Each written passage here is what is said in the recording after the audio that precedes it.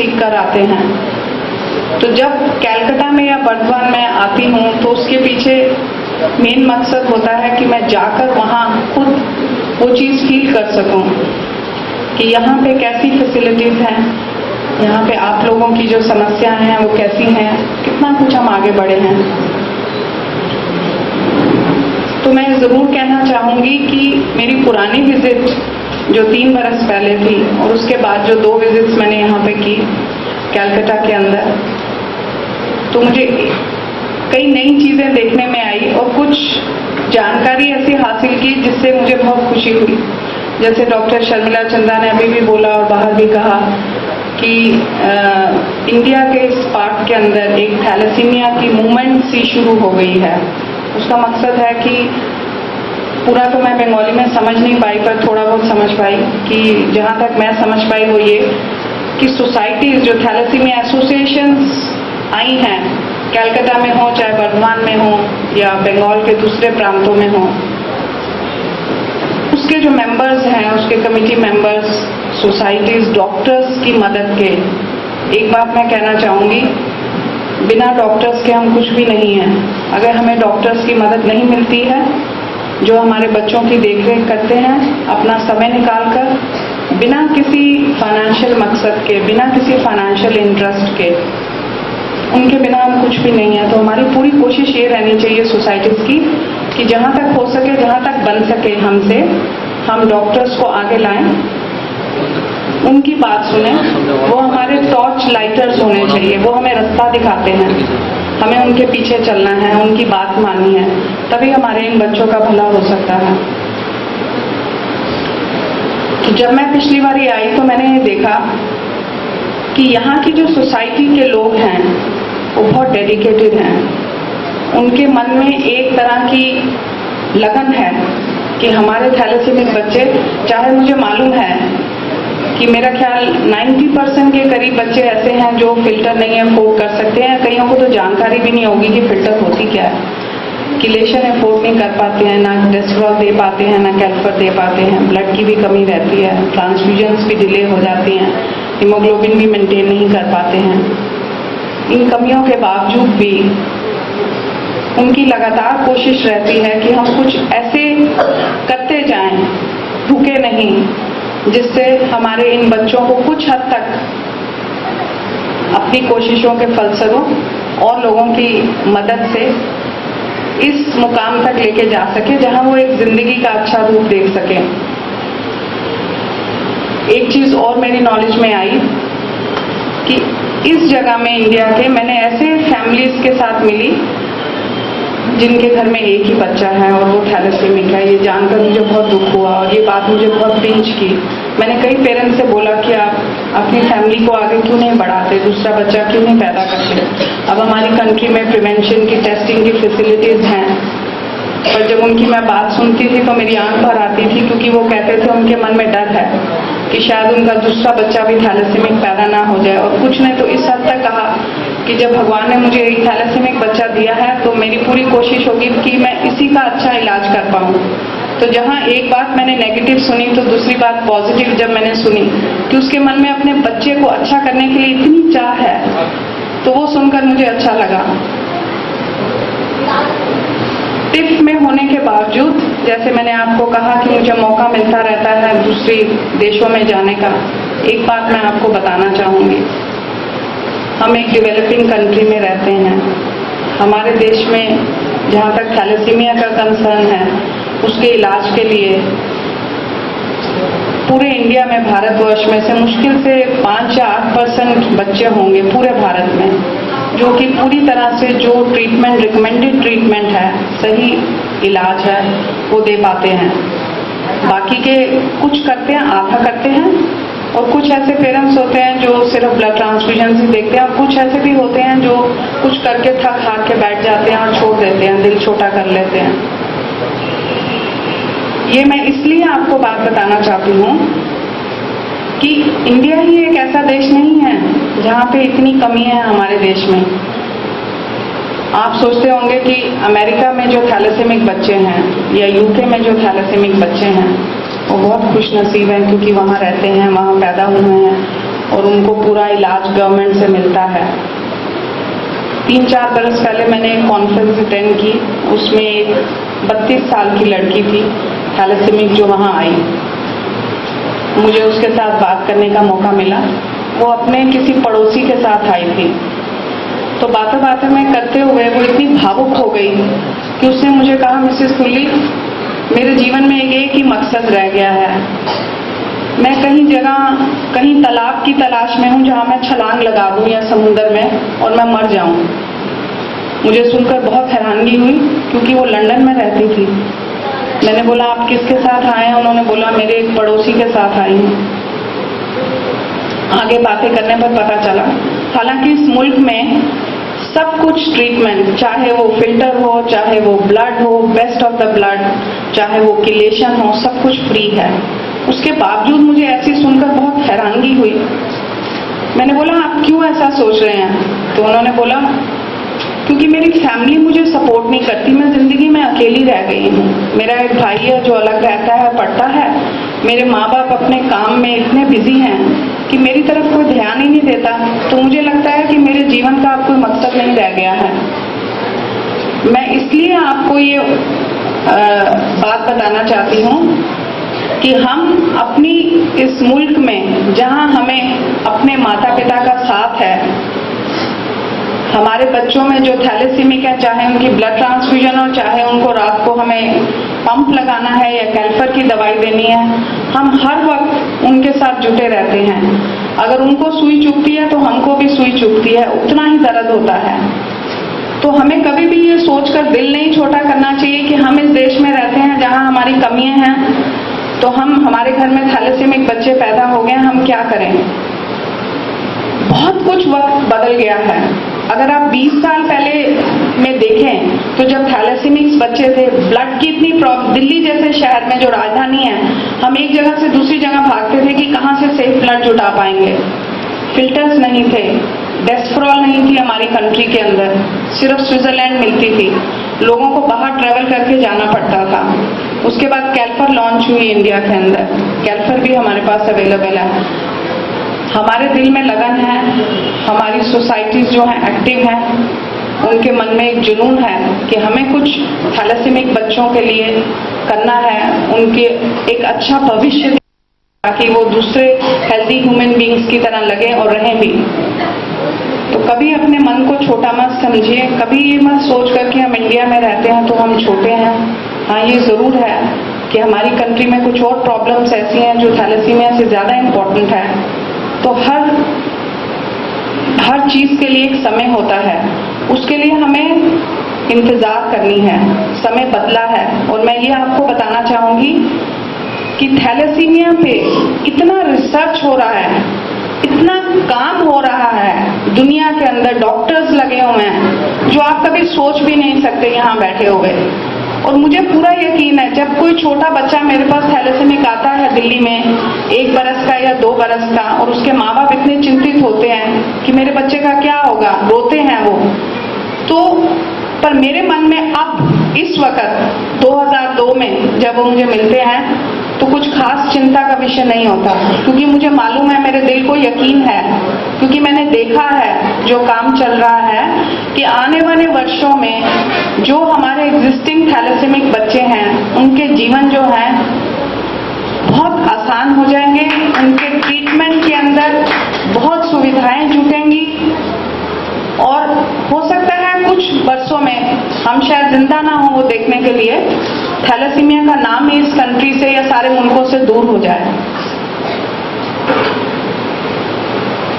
Thalassaemia international federation की तरफ से और फिट की तरफ से मैं एक बार फिर कन्हैया बाबू, सुषमा बहन जी, डॉक्टर शर्मिला चंद्रा, डॉक्टर मरवा का पूरा सहयोग लेते हुए चाहूंगी कि इस कॉन्फ्रेंस की आगे से शुरुआत की जाए। और मेरी शुभकामनाएं आप सब लोगों के साथ हैं, जो भी व्यक्ति यहाँ पे बैठे हैं सबके साथ, बच्चों के साथ, उनके पेरेंट्स के साथ, और जो डॉक्टर्स इतनी दूर दूर से, कुछ डॉक्टर्स हमारे पास हैं पर कुछ अभी कुछ ही घंटों में हमारे पास पहुंच जाएंगे, कि ये कॉन्फ्रेंस आप सबके लिए कुछ हद तक जानकारी के हेतु या एक भावना के हेतु कि हम सब एक प्लेटफॉर्म पे खड़े हैं। आपकी प्रॉब्लम हमारी प्रॉब्लम है, हमारी प्रॉब्लम आपकी प्रॉब्लम है। एक यूनिटी की भावना, एक एकता की भावना लेकर ये कॉन्फ्रेंस आगे चले और इस कॉन्फ्रेंस के रिजल्ट अच्छे रहें। सो मैं इन शुभकामनाओं के साथ आपको धन्यवाद कहती हूँ। मैं एक पैकेट है छोटा सा थैलेसीमिया इंटरनेशनल फेडरेशन की तरफ से थैलेसीमिया सोसाइटी ऑफ बर्धमान को जो पंप्स हैं, इन्फ्यूजन पंप देना चाहूँगी और मैं मिस सुषमा जी से रिक्वेस्ट करूँगी कि please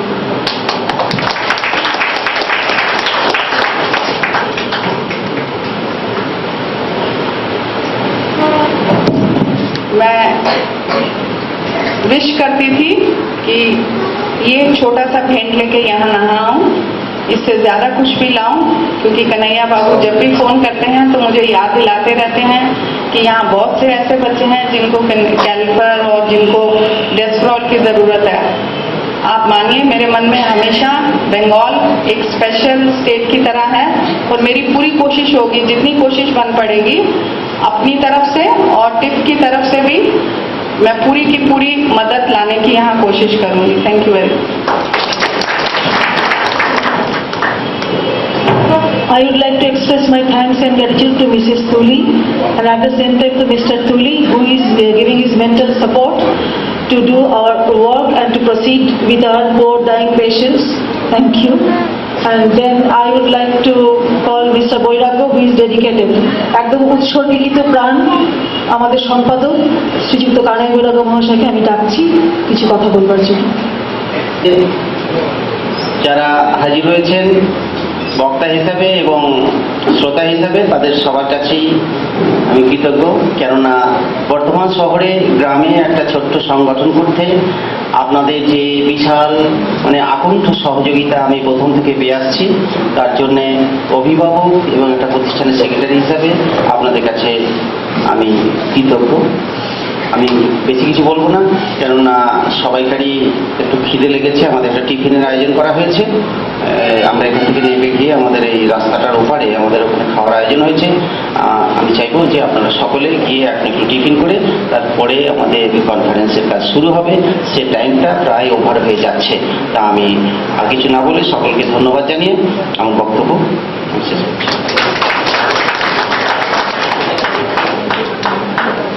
Is quite necessary for our patients and their mothers. I think this introduction may be good for those who are sitting at the back. আমি আপনাদের স্বাগত জানাই আর থ্যালাসেমিয়া সম্বন্ধে কতগুলো গোড়ার কথা বলবো। নেক্সট, আমাদের ইন্ডিয়াতে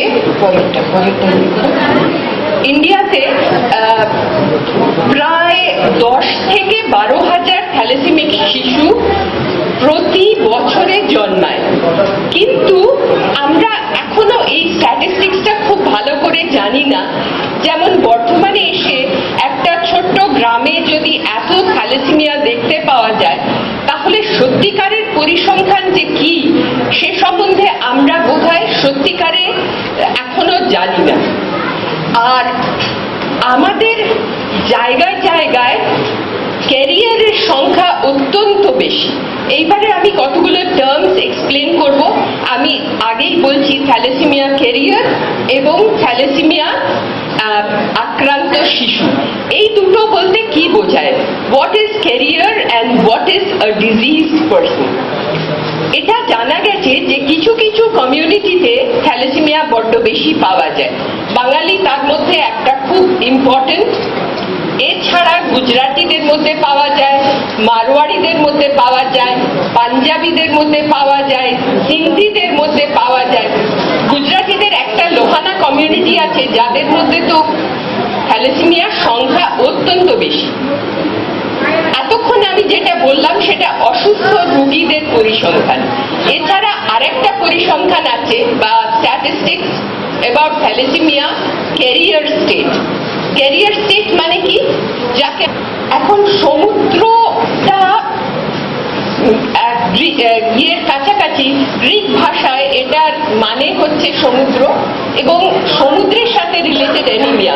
তার কারণ প্রথম থ্যালাসেমিয়া ডিসক্রাইবড হয় ভূমধ্য সাগরের চারপাশের জায়গায় 5টি শিশুতে দেখা গেল অ্যানিমিয়া রয়েছে, লিভার স্প্লিন বড়, আর একটা পিকিউলিয়ার মুখের চেহারা যাকে আমরা মঙ্গলয়েড ফেসিস বলি, টিপিক্যাল অ্যানিমিয়া। এবং কুলি সাহেব এটা প্রথম ডিসক্রাইব করেন, ফার্স্ট ডিসক্রাইবড ইন 1925। তারপরে দেখা গেল যে ইন্ডিয়াতে প্রথম ডিসক্রাইব হলো স্কুল অফ ট্রপিক্যাল মেডিসিন 1932 সাল, 1932 first description of Cooley's anaemia or thalassaemia from the state of West Bengal. তারপরে 50-60-এর দশকে বিভিন্ন জায়গায়, বোম্বেতে একটা গ্রুপ কাজ করেছে, কলকাতায় একটা ভীষণ অ্যাক্টিভ গ্রুপ ছিল যেটা হচ্ছে প্রফেসর জেবি চ্যাটার্জির গ্রুপ। দেখা গেছে যে দুরকম জিনিস আমিয়া বা আলফা থ্যালাসেমিয়া, যেটা চেনের তৈরির গন্ডগোল, production defect of beta chain or alpha chain. The most important in our country is beta chain production defect producing beta thalassemia. আমরা যেসব রোগীরা দেখি বেশিরভাগেরই বিটা থ্যালাসেমিয়া, কিন্তু আমাদের এই স্টেটে বা আরো আসামে, বাংলাদেশে আর একটা অ্যাবনর্মাল হিমোগ্লোবিন পাওয়া যাচ্ছে যেটা গোলাপি রং দেখানো আছে। এই গোলাপি রঙের জায়গাগুলো হচ্ছে হিমোগ্লোবিন ই।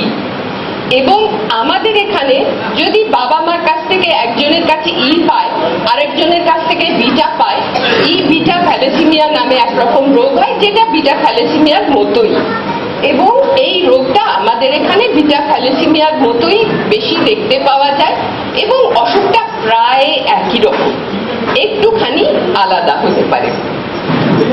এছাড়া একটা সিকল সেল অ্যানিমিয়া আছে, আফ্রিকায় খুব পাওয়া যায়, আমাদের দেশেও সাউথ ইন্ডিয়া বা ট্রাইবাল জোনসে খুব বেশি পাওয়া যায়। আরো অনেক রকম অ্যাবনর্মাল হিমোগ্লোবিন সি, ডি এইগুলো আছে, ডিটা পাঞ্জাবে পাওয়া যায়, কিন্তু ওইগুলো নিয়ে আমরা অত বেশি মাথা ঘামাচ্ছি না। আর থ্যালাসেমিয়াটা আমি আগেই বলেছি যে ইউরোপের ভূমধ্য সাগরের আশেপাশে পাওয়া যায়, কিন্তু বেঙ্গলে বিটা থ্যালাসেমিয়াও পাচ্ছি আর আবার ই বিটা থ্যালাসেমিয়াও পাচ্ছি। পরেরটা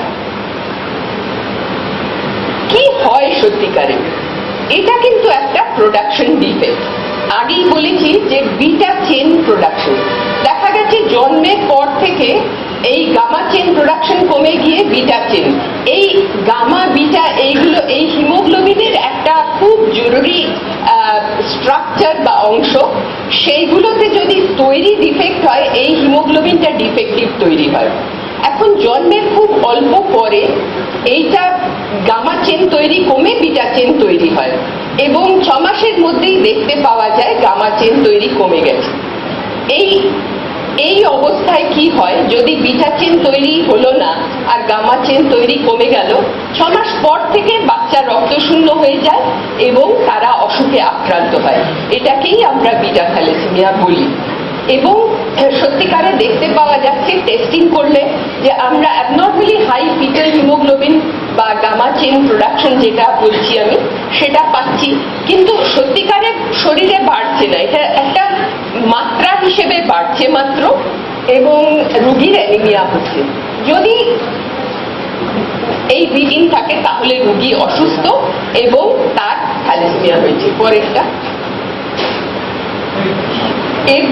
এই রোগের পুরো জিনিসটা এইরকম। আমরা যখন রোগীকে দেখতে পাচ্ছি, রোগীর অ্যানিমিয়া আছে, লিভার বড়, স্প্লিন বড়, মুখটা একটু বিভৎস হয়ে গেছে, পেশেন্ট ক্লিনিক্যালি থ্যালাসেমিক। এই পেশেন্টের যদি আমরা রক্ত পরীক্ষা করি তাহলে দেখতে পাই রক্তটা খুব অ্যাবনর্মাল। যে কোনো haematologist, any hematologist who sees this blood report under the microscope will realize that this is a patient of thalassemia. But this is not confirmatory. শুধু মাইক্রোস্কোপের তলায় রক্ত দেখলে কিন্তু হবে না, একটা আন্দাজ করা গেল মাত্র। তারপরে যেটা করতে হবে যে রক্তটাকে নিয়ে ভেঙে ফেলে তার হিমোগ্লোবিনের ইলেকট্রোফোরেসিস করে দেখতে হবে যে কি রোগ।